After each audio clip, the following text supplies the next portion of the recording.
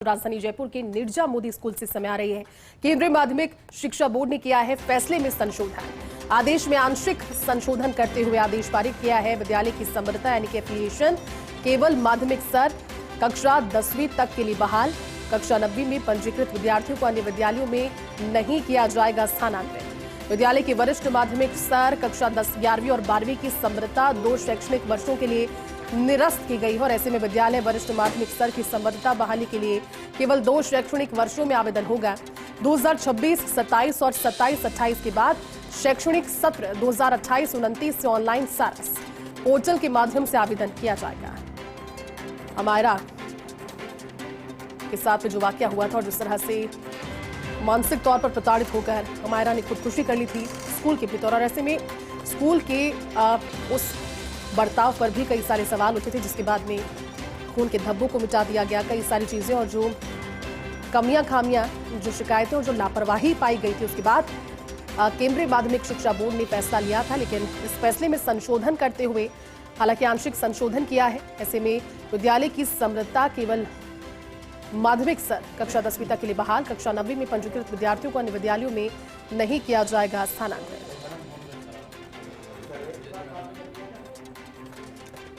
Nirja Modi school से जुड़ी हुई बड़ी खबर। अभिभावकों का और लगातार जो स्कूल में स्टूडेंट्स हैं उनका ये कहना था कि उनके भविष्य के साथ में खिलवाड़ होगा, लेकिन इसमें आंशिक बदलाव अब किया गया है।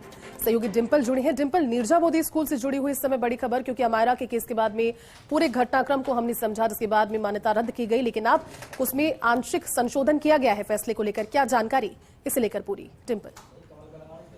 देखिए, बिल्कुल जिस तरीके से निर्जा मोदी मामला, कई जो अमायरा चौथी क्लास की जो छात्रा थी जिसने आत्महत्या की थी, चौथी मंजिल से कूद के, उसके बाद सीबीएसई ने एक्शन लेते हुए, क्योंकि स्कूल की तरफ से जो लापरवाही है वो पाई गई थी, उसके बाद एक्शन लेते हुए कार्रवाई की थी और जो एफिलिएशन है स्कूल का वो रद्द कर दिया गया था। लेकिन कई बार कई जो फैसले हुए, क्योंकि कई तरीके से कि बच्चों की जो पढ़ाई है वो प्रभावित होगी और कहीं ना कहीं जो स्कूल में बच्चे पढ़ रहे हैं अगर वो स्थानांतरित किए जाएंगे दूसरे स्कूल में तो उनकी जो मानसिक स्थिति है उस पर भी असर पड़ेगा। इसको देखते हुए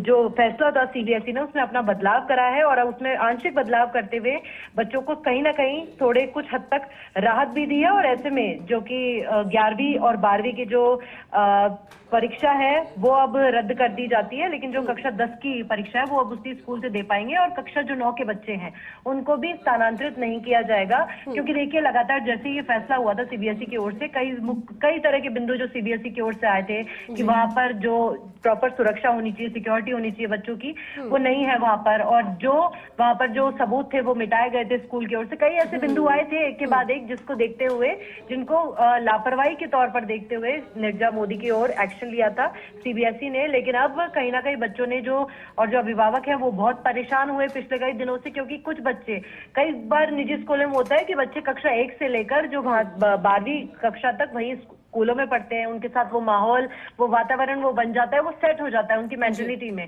और अगर वो दूसरी स्कूलों में भी स्थानांतरित किए जाते हैं तो कहीं ना कहीं जो बच्चों में होती है थोड़ा होड़ भी होती है और कंपटीशन जिस तरीके का होता है उसमें कहीं ना कहीं उनको बहुत सारी चीजें बाहर बच्चों से सुननी होती, क्योंकि बच्चों में कई तरह की बातें निकल जाती है जब वो साथ पढ़ने वाले कुछ ना कुछ उनको बोल देते या कोई ऐसी बात हो जाती है तो उनकी मेंटल हेल्थ पे काफी असर पड़ता है। तो इसको देखते हुए सीबीएसई ने आंशिक संशोधन किया है। जो कक्षा 9 में जो रजिस्टर्ड है विद्यार्थी वो किसी भी अन्य विद्यालय में नहीं जाएंगे बल्कि वहीं से परीक्षा दे पाएंगे। लेकिन जो 2026 है और 2027 है और इसके बाद 2027 और 28 जो कि 2 सत्र हैं, उसके लिए जो ऑनलाइन सारस पोर्टल है उसके माध्यम से आवेदन करना होगा 2 सत्र के बाद।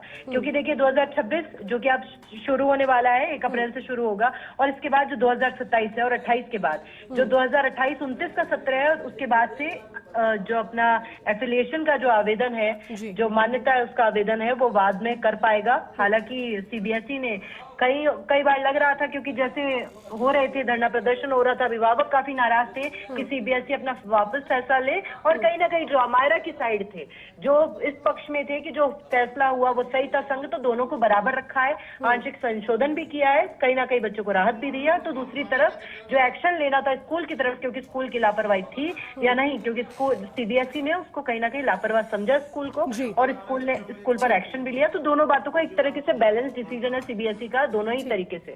तो कहा जा सकता है कि बच्चों को थोड़ी आंशिक राहत मिली है। हालांकि जो संघ है उस पर अभी भी नाराजगी जता रहा है कि पूरी तरीके से रद्द होनी चाहिए थी, लेकिन उसके बाद जो अभिभावकों ने कई तरह का धरना किया था, कई बातें कही थी, और जो स्कूल के बाहर भी कि उनके बच्चों का भविष्य खराब हो जाएगा, जो परीक्षा देंगे, कक्षा 10 में परीक्षा देंगे, उनके लिए जो ट्रांसफर है स्कूलों में वो कहीं ना कहीं थोड़ा मुश्किल हो जाएगा। तो ऐसे में अब थोड़ी राहत देते हुए जो ये फैसला हुआ है निर्जा मोदी स्कूल के हित में, वो कहीं ना कहीं सही भी है और सीबीएसई का एक तरीके से बैलेंस डिसीजन कह सकते हैं। ठीक है डिम्पल, शुक्रिया इस पूरी जानकारी के लिए।